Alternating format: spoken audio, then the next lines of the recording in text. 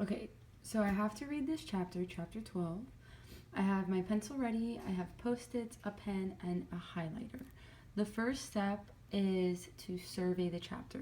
So let's look to see how many pages this chapter is. Get a general idea.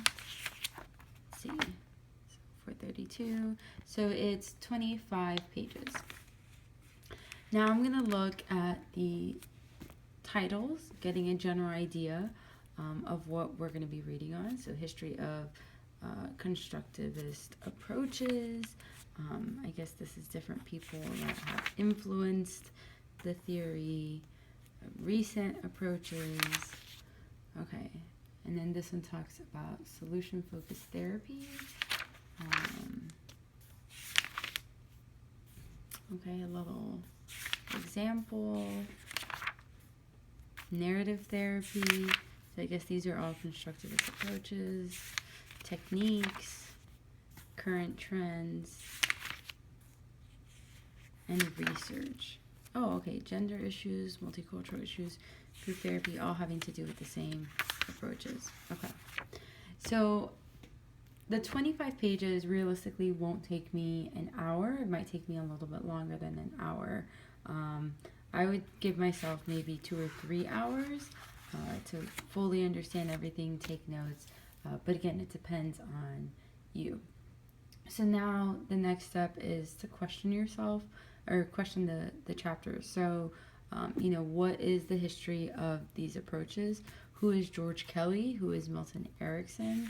Who are some of the early influences of these approaches? And then I would want to understand fully what is solution-focused therapy as well as narrative therapy, because it seems as though, just based off the titles, those are the two main therapies that came out of these approaches. What does research say? Because I know that was another one of the big topics. How does this theory affect gender issues and multicultural issues? Okay, so that's the question step of reading. Now we're actually going to do the third step of SQ3R, which is reading the chapter.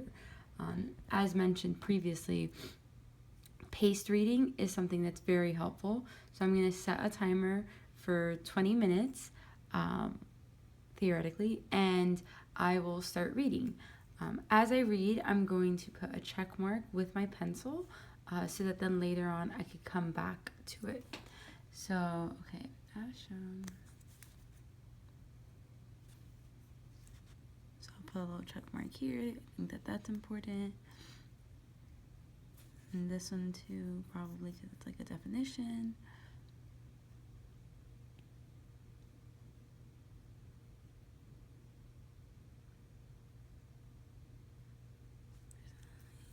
So maybe this one as well. The fact that it's brief, so check mark there. Creative ways, okay. So you do this for about 20 minutes, going through, putting a check mark next to everything that you think is important.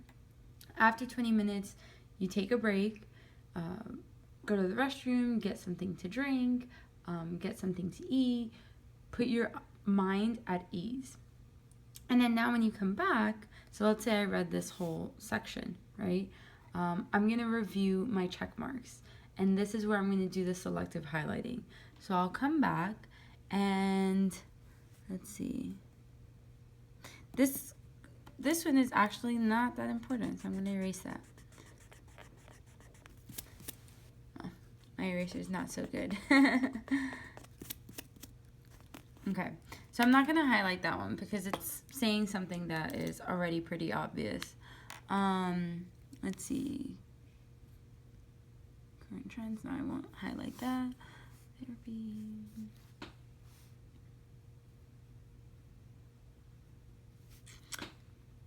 Therapy is brief. Implementing solutions.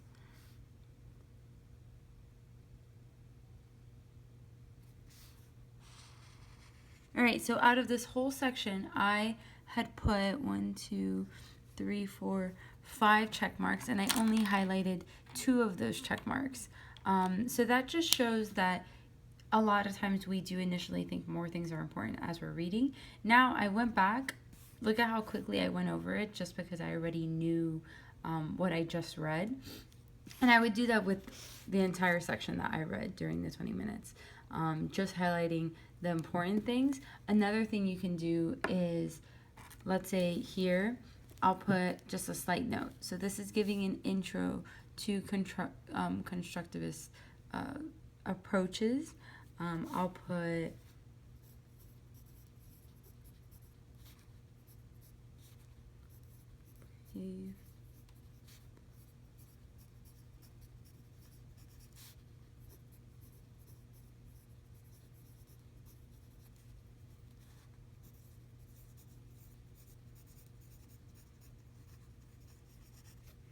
so I wrote a little note here that gives me a nice summary of what this entire section was about. This is giving me a general idea of these constructivist approaches.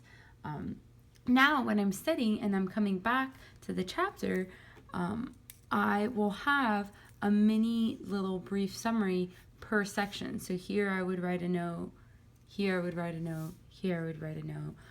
Another thing that you can do if you prefer is using post-it notes, or you can make your own outline or set of notes on a separate piece of paper. But these are just a couple different ways to recite and reduce. So then here I tell myself, okay, so constructivist approaches are brief, they're solution focused, and they're personalized based off how the client sees their own lives in a different way.